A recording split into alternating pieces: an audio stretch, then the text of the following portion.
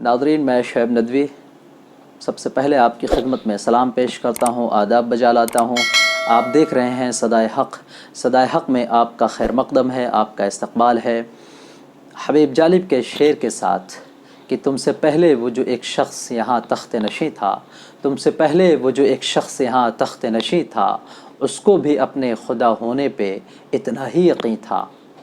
दोस्तों, आज हम बात करेंगे उस वाक़े के बारे में और उस सानहे के बारे में जो हाथरस में पेश आया था, जो घटना हाथरस में घटी थी। जी हाँ, उत्तर प्रदेश के अंदर एक छोटा सा गांव, लेकिन दो बड़े शहरों के दरमियान वाक़ है ये गांव। तकरीबन 35 किलोमीटर के फ़ासले पर अलीगढ़ आबाद है। शहर अलीगढ़ को एक मकाम और एक मर्तबा हासिल है। इसी तरह से दूसरी जानिब तकरीबन 42 किलोमीटर की दूरी पर शहर मथुरा आबाद है। मथुरा को भी एक तारीख़ी हैसियत और उसका एक अपना मकाम और उसकी एक पहचान है। इन दो अजीम और तारीख़ी शहरों के दरमियान उत्तर प्रदेश के एक छोटे से गांव हाथरस के अंदर एक इतना ख़तरनाक सानहा और एक दर्दनाक सानहा पेश आता है। 20 साला बच्ची, 20 साला दलित बच्ची के साथ गैंग रेप किया जाता है। जी, ये वाक़या है 14 सितंबर का। 14 सितंबर को उस 20 साला दलित बच्ची के साथ गैंग रेप किया जाता है और उसी गांव के 4 बच्चे, 4 लड़के जो आला ख़ानदान से, आला बिरादरी से, आला ज़ात पात से का ताल्लुक़ रहता है, वो लोग ये करतूत अंजाम देते हैं। उसके साथ इस तरह जुल्म और तशद्दुद किया जाता है कि वो बच्ची बिल्कुल बेहोश हो जाती है और बेहोशी के आलम में उसकी माँ उसको ढूंढती है। उसके बाद सबसे पहले जो गांव के अस्पताल है वहाँ ले जाती है, फिर उसके बाद वहाँ से अलीगढ़ मुस्लिम यूनिवर्सिटी मेडिकल कॉलेज में ले जाया जाता है। वहाँ तकरीबन वो 13 दिन वेंटिलेटर पे रहती है। फिर उसके बाद वहाँ से दिल्ली रेफ़र किया जाता है सफदरजंग हॉस्पिटल के अंदर।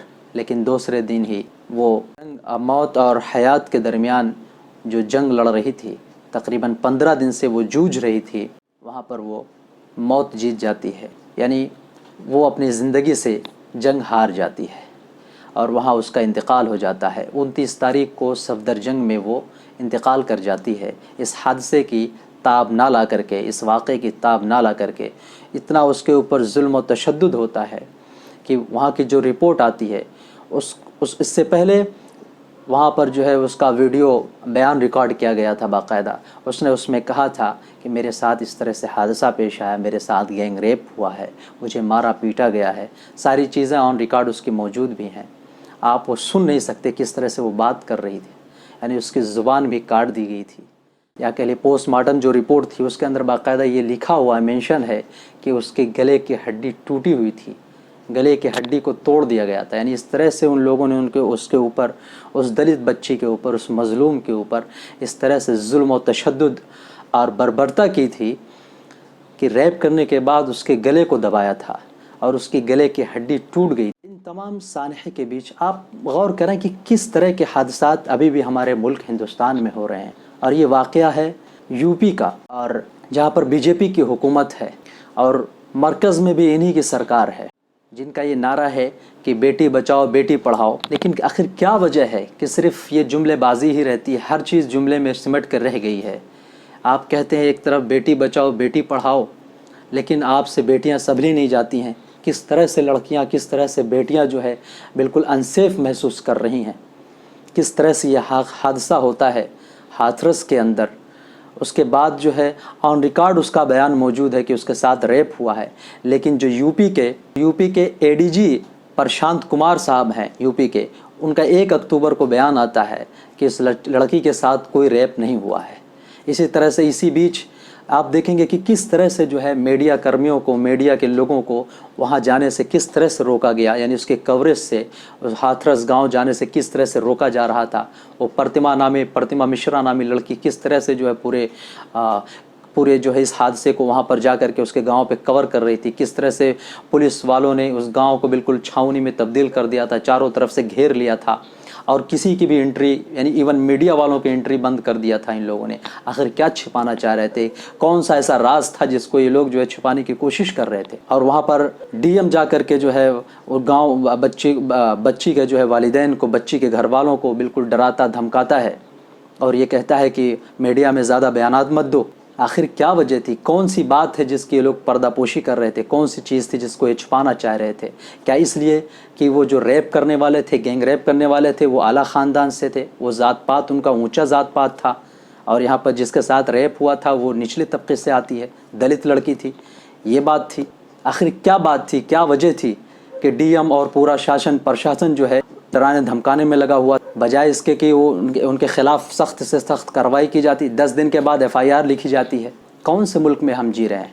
ہمارا ملک کہاں جا رہا ہے آخر؟ ایک بچی جس کے ساتھ گینگ ریپ ہوتا ہے، باوجود اس کے کہ پرشاسن اور پولیس انتظامیہ سارے کے سارے اس کے ساتھ کھڑے ہوں، الٹا وہ ظالموں کے ساتھ کھڑی ہو جاتی ہیں، اس کی ہمدردی کرتی ہے. 14 سپٹمبر کو اس کے ساتھ یہ حادثہ ہوتا ہے اس بچی کے ساتھ. اس کے بعد تقریباً وہ 15 دن جو ہے زندگی سے لڑتی رہی، زندگی سے جنگ لڑتی رہی، لیکن 29 تاریخ کو وہ صفدر جنگ ہاسپٹل میں دم توڑ دیتی ہے، جنگ ہار جاتی ہے، زندگی کی جنگ ہار جاتی ہے وہ بچی. اس کے باوجود ہم دیکھتے ہیں کہ کس طرح سے جو ہے پولیس کا رویہ رہا ہے، پولیس اور شاسن کا کیا رویہ رہا ہے اس بچی کے ساتھ. ہم کون سی صدی میں جی رہے ہیں؟ 21ویں صدی ہے. آپ کا نعرہ ہے بیٹی پڑھاؤ بیٹی بچاؤ، لیکن بیٹیاں تو بچ نہیں رہی ہیں. بیٹیاں اس طرح ان کے ساتھ جو ہے ریپ اور ساری چیزیں واقعات ہوتے جا رہے ہیں، بالکل انسیف محسوس کر رہی ہیں. اسی کے بعد کس طرح بلرام پور میں حادثہ ہوتا ہے، پھر اعظم گڑھ پہ حادثہ ہوتا ہے، بلند شہر میں حادثہ ہوتا ہے، یعنی ریپ کرنے کے بعد کس طرح سے بچیوں کو مار ڈالا جا رہا ہے، گلے دبا کر کے مارا جا رہا ان کو. بہت دکھ اور افسوس کی بات ہے. یعنی مرکزی حکومت میں بھی آپ ہیں اور یہاں پر بھی آپ ہیں، ساری جگہوں پہ آپ ہی کی حکومت ہے، اس کے باوجود آپ سنبھال نہیں پا رہے ہیں. پھر اس پہ ظلم اتنا ہوا، اس مزید ظلم دیکھیے، ستم پہ ستم، یہ ستم بالائے ستم، یہ دیکھیے ان لوگوں کا کہ کس طرح سے اس بچی کی لاش کو رات کے 3 بجے جلا دیا جاتا ہے. انتم سنسکار کے لیے جو اس بچی کے گھر والوں کا حق تھا کہ اس کی لاش کو، اس کی بچی کی لاش کو جو ہے اس کے گھر والوں کو دیا جاتا تاکہ وہ اپنے آخری رسومات ادا کر کے اس کو جو کرنا تھا کرتے، آخری رسومات اس کا ادا کرتے. لیکن اس کے باوجود اس کی لاش کو اس کے گھر والوں کو نہیں دیا جاتا ہے، اور پولیس انتظامیہ کے نگرانی میں وہ لاش تقریباً رات کے 3 بجے جلا دی جاتی ہے. کتنے دکھ اور افسوس کی بات ہے اس واقعے کی، اس حادثے کی. اس کی جتنی بھی مذمت کی جائے وہ کم ہے. لوگوں نے باقاعدہ یہ لکھا ہے، کہا ہے کہ ایک تو اس کے ساتھ ظلم ہوا، ایک تو موت اس کی اس وقت ہوئی جب اس کے ساتھ ریپ کیا گیا، اور دوسری موت اس وقت ہوتی ہے جب اس کی لاش کو جلا دیا جاتا ہے اور انتم سنسکار کے لیے اس کے گھر والوں کو نہیں دیا جاتا ہے. یعنی ستم بالائے ستم، ظلم پہ ظلم کس طرح سے کیا گیا. آخر کس کے کہنے پہ یہ جو ہے ظلم کیا گیا دوبارہ؟ یو پی سرکار کی پولیس نے کس کے کہنے پہ اس کی لاش کو جلایا؟ کون تھا لاش کو جلانے والا؟ آخر کیا دقت تھی اگر اس لاش کو، اس بچی کی لاش کو، مظلوم کی لاش کو اگر اس کے گھر والوں کو دے دیا جاتا اور وہ آخری رسومات ادا کر کے اس کو جو کرنا تھا وہ کرتے، تو کون سا آپ کے اوپر پہاڑ ٹوٹ جاتا؟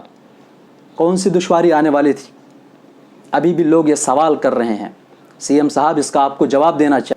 صرف باتوں سے کام نہیں بنتا ہے، صرف جملے بازی سے کام نہیں ہوتا ہے. ابھی گزشتہ کل یعنی فرائیڈے کے دن CBI نے چارج شیٹ داخل کی. اس میں ہم لوگوں کے لیے تھوڑا خوشی کی بات ہے، اس گھر والوں کے لیے، فیملی والوں کے لیے یہ خوشی کی بات ہے کہ ان چاروں کو آروپی بنایا ہے.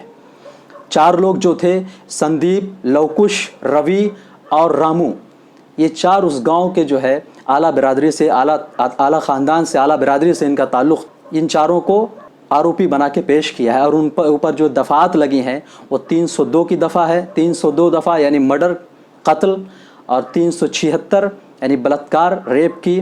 376A یعنی زخمی کرنا، مارنا پیٹنا. اسی طرح 376D سموہک بلاత్కాر یعنی گینگ ریپ. اس کے بعد جو ہے SC ST ایکٹ 3، 2 اور 5، یہ ساری دفعات ان لوگوں پہ لگائی گئی ہے. CBI نے، سینٹرل بیورو آف انویسٹیگیشن نے جو کام کیا ہے وہ قابل تعریف ہے، سراہنی ہے. اس کی ہم پذیرائی کرتے ہیں، اور ہمیں امید ہے بنا پر اس چارج شیٹ کی بنا پر ان ظالموں کے ساتھ عدالت سخت سے سخت کارروائی کرے گی اور مظلوم کو جو ہے مظلوم کے گھر والوں کو اس سے انصاف ملے گا۔ یعنی جمعے کے دن جب جو ہے ٹی وی کے لوگوں نے، نیوز رپورٹر نے جب وہاں جا کر کے ان کا انٹرویو لیا، اس کے باپ سے، اس کے ماں سے، اس کی ماں اور اس کے باپ اور اس کے بھائی سے انٹرویو لیا، تو ان لوگوں نے خوشی کا اظہار کیا اور کہا کہ اب ہمیں امید جگی ہے کہ ہمارے ساتھ انصاف کیا جائے گا، ہمیں ایسا لگتا ہے کہ اب ہمارے ساتھ انصاف کیا جائے گا۔ اس گھر کے لوگ کہہ رہے ہیں اس سے پہلے ہمیں نا امیدی تھی، یہاں کی پولیس نے جو ہمارے ساتھ رویہ اپنایا تھا وہ بالکل افسوسناک تھا، کیونکہ پولیس چاہ رہی تھی، وہاں کا ڈی ایم جا کر کے ان کو دھمکا رہا تھا، اور اے ڈی جی صاحب کا بیان تو آپ نے آن ریکارڈ سنا۔ اے ڈی جی صاحب کہہ رہے تھے کہ ان کے ساتھ کوئی ریپ ہی نہیں ہوا ہے۔ 1 اکتوبر 2020 کو باقاعدہ ریکارڈ ان کا موجود ہے، ان کا بیان جو ہے آن ریکارڈ موجود ہے کہ اس بچے کے ساتھ کوئی ریپ نہیں ہوا ہے۔ تو آخر کیا وجہ تھی کہ پورے پولیس ڈپارٹمنٹ، پولیس کا محکمہ جو ہے اس معاملے میں کر کے ان ظالموں کے ساتھ کھڑا نظر آ رہا تھا؟ اس سوال کا جواب ابھی بھی باقی ہے، اس سوال کا جواب اب تک گورنمنٹ نے نہیں دیا ہے۔ بڑا دکھ اور افسوس ہوتا ہے جب اس طرح کے واقعات اور اس طرح کے حادثات یعنی سنتے ہیں۔ ہم 21ویں صدی میں جی رہے ہیں، لیکن ابھی بھی حالات ہمارے دیکھیں کہ کس طرح سے ہیں۔